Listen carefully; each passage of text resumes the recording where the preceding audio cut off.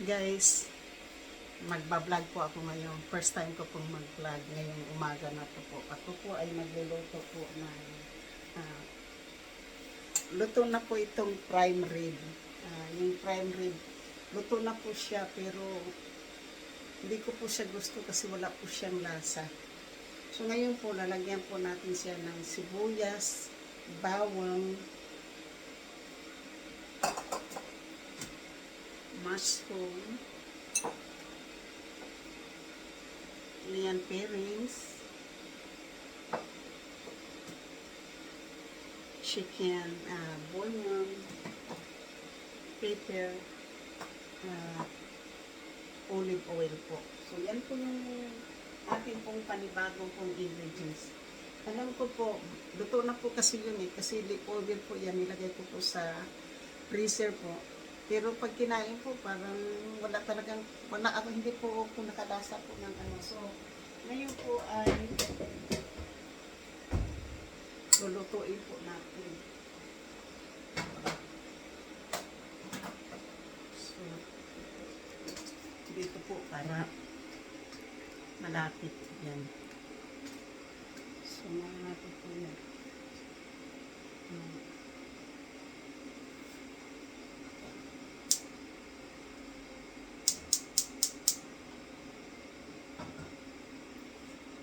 So, wala po tayong kawali. So, yan po yung aking. So, ngayon po yung papakita ko na lang po sa inyo mamaya kapag nalagay ko na po. Kasi, meron naman po ako dito yung fry pan naman para maipakita ko po sa inyo. So, una po, lagay po natin yung olive oil po.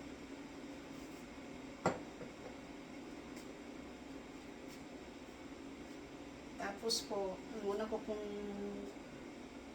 ilagay po natin itong, may taba po kasi yung ano po, may taba. So, ilagay po natin yung taba ng galing po dyan sa prime rib po. So, yung prime rib po, kung alam po nyo kung ano yung sa mga Bisaya po na hindi pa nakakain po ng steak, yung prime rib po ay galing po yan sa karning baka na yung pinaka-mahal part of baka po, yung part meat po ng baka, yung prime rib, yung pinaka-mahal po. Boneless po yan siya na prime rib. So, yun po yung tinatawag na prime rib. Parang steak po yan, pero buo po siya na steak, mga ka-Bisaya. Yung, ano ko lang po yan sa, baka magtatanong kayo kung ano yan. So, yan po yung, ano po, yung steak po.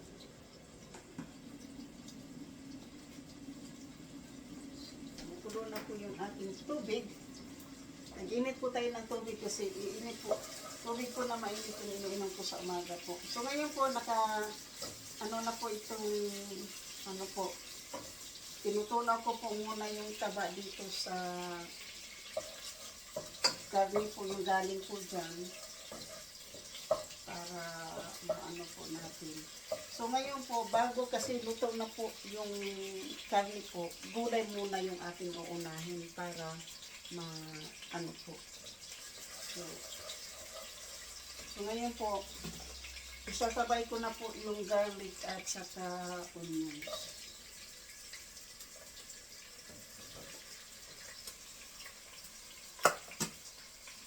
Kumbaga po, dinodoktor lang po natin yung ating pagluluto. So, ito na po yung sinasabi ko sa inyo na hawak ko na po kusina kasi yung landlord ko po nasa Pilipinas. Gagamit po natin yung ating kusina na wala po sila. So, libre po tayo ngayon sa kusina po. So, pagkatapos ko pong ilagay po yan, yung sibuyas hanggang sa maging transparent po yung ano po dyan. So, yan po yung ating ingredients. Ipinakita ko na po sa inyo yung ating ingredients. Ito po yung meat. Alam po nyo kung bakit po ako nagluluto po ng maaga. Dahil magpapahinga po ako, dahil may pasok po ako mamayang gabi ng overnight. Overnight po yung pasok ko mamaya.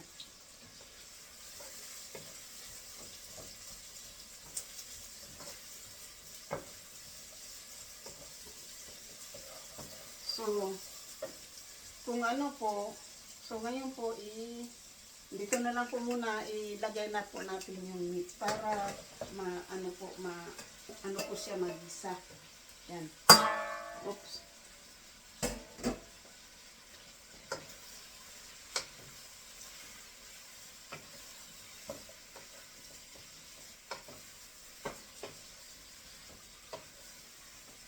So, since kay nagpapunta diri ng kuan akong gagamitin ko to po, lagay ko yung aking binignit yan na hindi ko na kinain para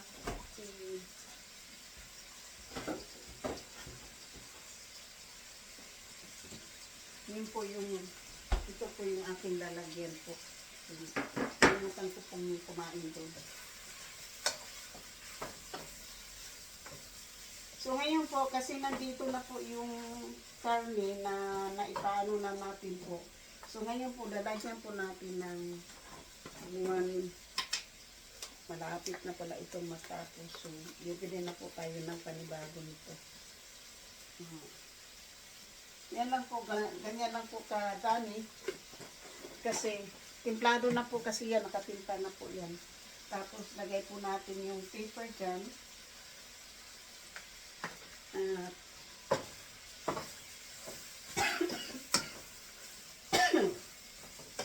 Mix po natin muna.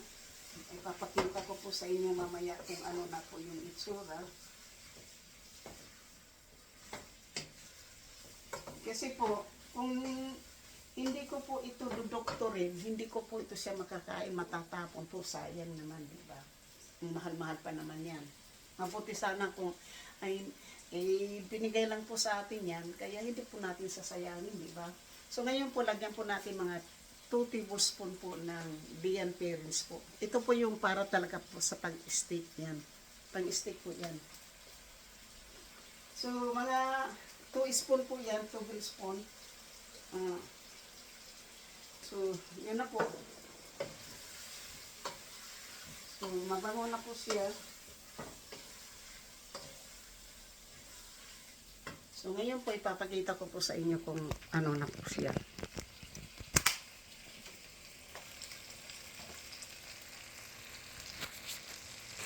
So, ayan na po. So, ito na po siya. Ayan.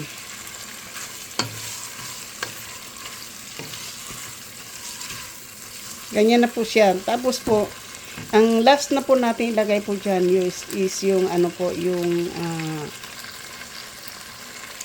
mushroom. So, yan na po yung mushroom na po yung ilalagay ko po ito. Sandali lang naman po yan kasi ano na po yan, luto na po yan. Gusto ko lang po kasi na magkaroon po siya ng sauce para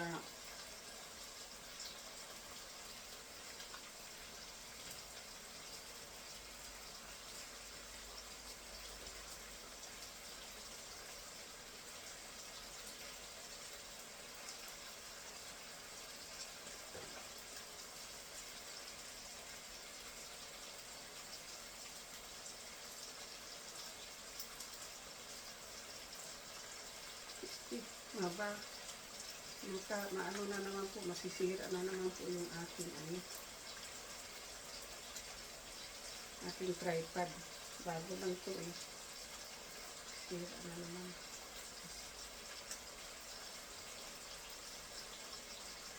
Andali lang po, papalit tayo ng magpapalit po tayo ng tripod po.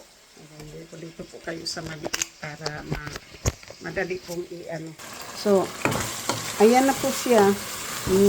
Na-doktor na po natin siya na nalagyan na po siya nato ng ng timplada po. Ayan.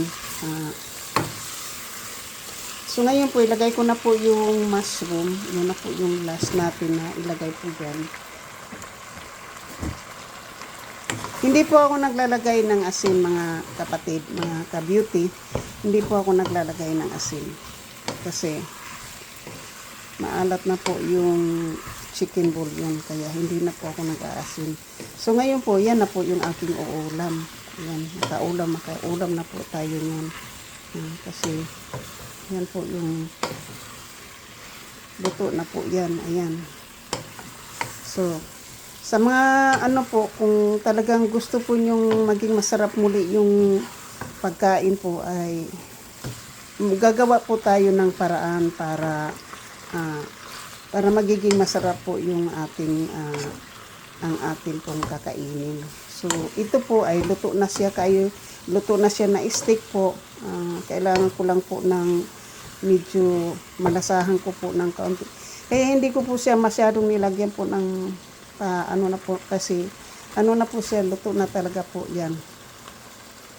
Yan po. So, yun po, ipinakita ko na po sa inyo kung gaano po yan kasarap mamaya po. Para doktor-doktor lang po tayo sa ating pong kakainin. Kung talagang gusto po natin ng masarap na pagkain po, ay gagawin po natin ang paraan kung paano natin po mapapasarap yung ating pong niluluto.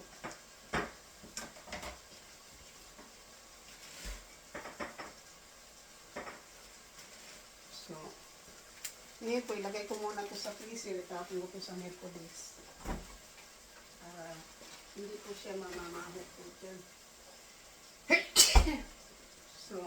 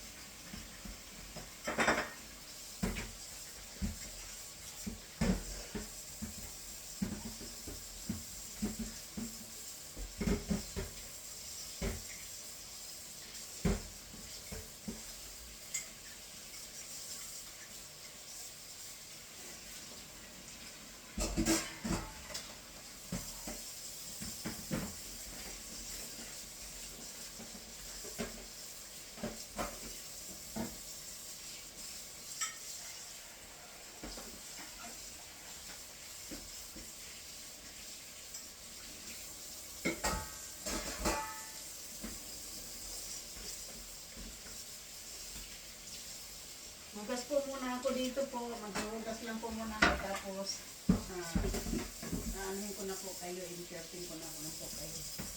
Maghuhugas lang po muna ako sa ating pinaglutuan po. Pinaganuhan para pagkatapos po, malinis na po.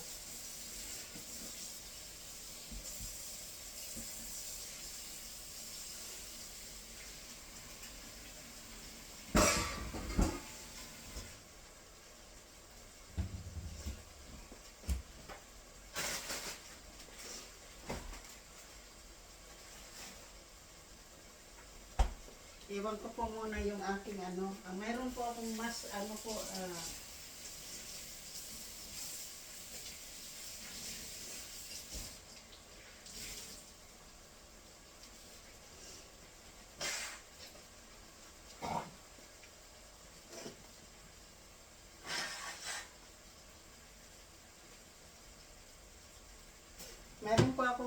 mayroon po akong asparagus.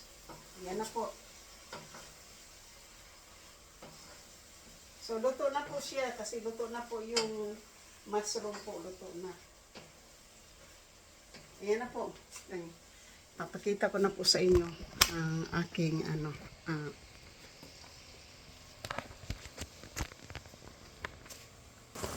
tadadan! Ito na po, luto na po siya, luto na. Luto na po kasi yung mushroom po. Tsaka luto na po, nagkakaroon na po siya. Hindi ko po siya nilagyan ng tubig. Kung ano po yung tubig po doon sa gulay, yung sa mushroom po, at saka juice na po sa meat. Yan na po. Hindi ko na po, tapos na po yan. Maraming salamat po sa inyong pong panunood. Sa muli po, ayan na po yung ating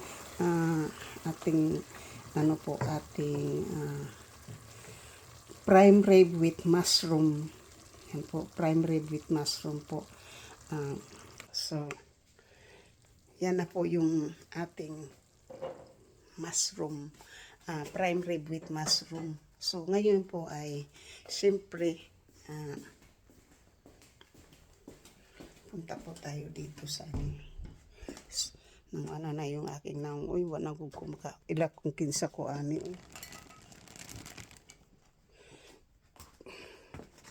So, ngayon po, lagay natin tong ating, ano dyan kasi.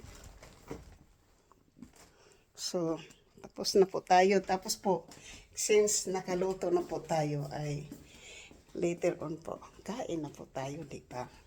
Ngayon po, hindi muna tayo kakain kasi ang kakainin po natin ay tinapay. Magtitinapay po tayo. So,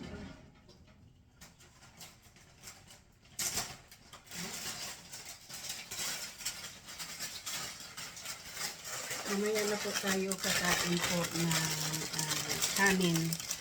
Mamaya na tanghali. Kasi matagal pa yung gabi.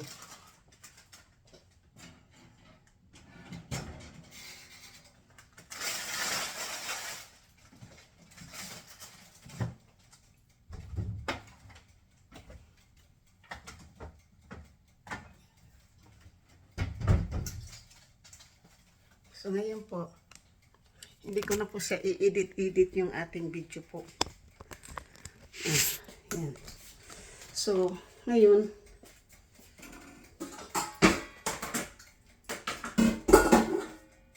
dito na po siya natin ilalagay.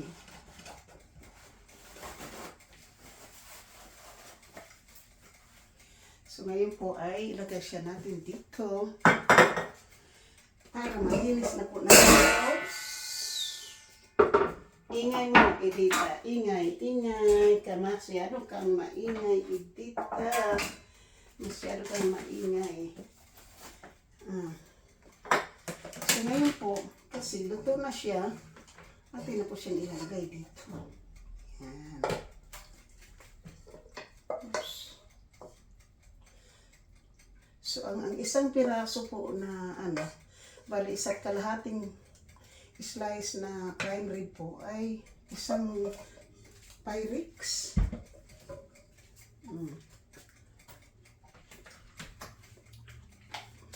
Ting-ting! Di madami po, mas masarap na.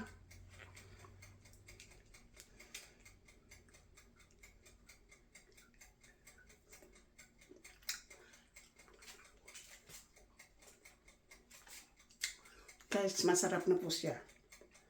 Nung hindi ko pa siya dinoktor, wala po siyang kalasa-lasa.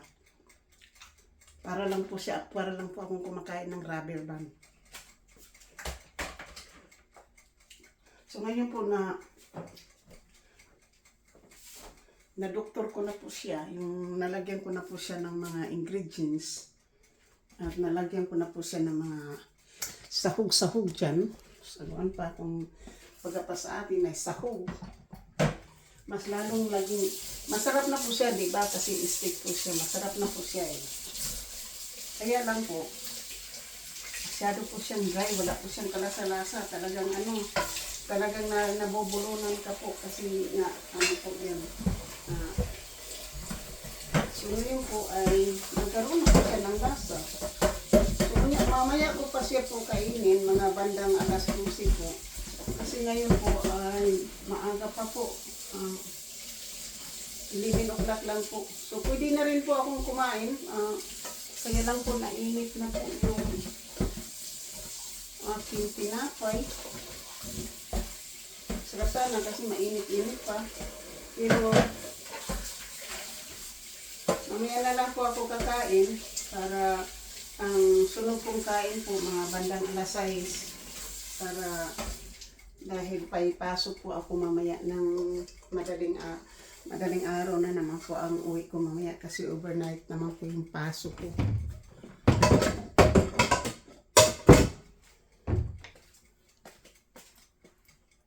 So ngayon po magtitinapay lang po muna ako.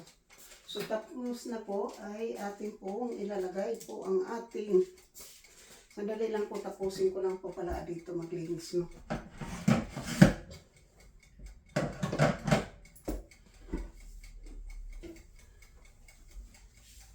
I-premier po natin yan. Kaya lang po, pag nagpi-premier po ako, wala pong makakaano eh. Napa-private po eh. Kaya wala pong mag-ano yung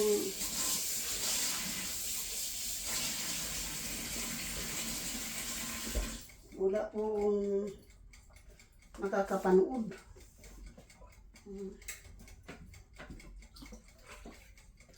So,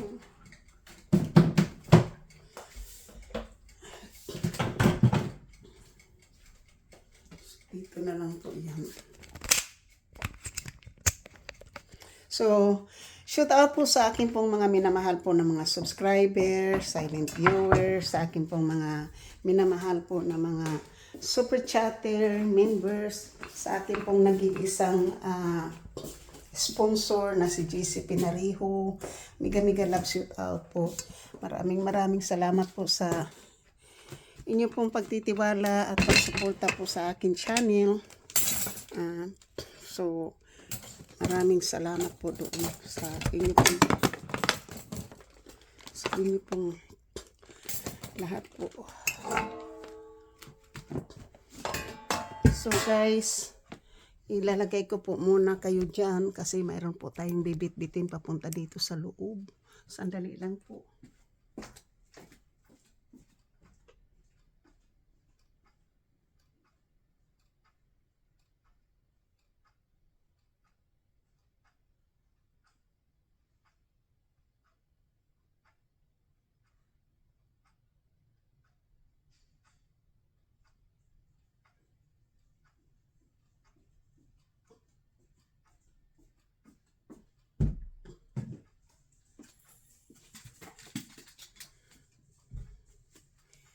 Guys, ito na po yung aking prime rib with mushroom. Prime rib with mushroom na po ito. So, na-doktor na po natin yan. Na-doktor na. Kaya po, masarap na yan. So, yung kakainin ko po muna ngayon po ay ang tinapay kasi nag-init po tayo ng tinapay. So, shoot out po sa lahat-lahat po ng aking mga members, sa aking po mga super chatter, sa aking nag-iisang sponsor na si GC Pinariho. Maraming salamat po sa inyong lahat, sa mga sumusuporta po ng aking channel, lalong-lalo na po kay Langga Smoky Tasha, kay Rowena Kit, kay Mac, sa lahat-lahat po na sumusuporta po ng aking channel, lalong-lalo na po yung nagpi-play po ng aking mga video.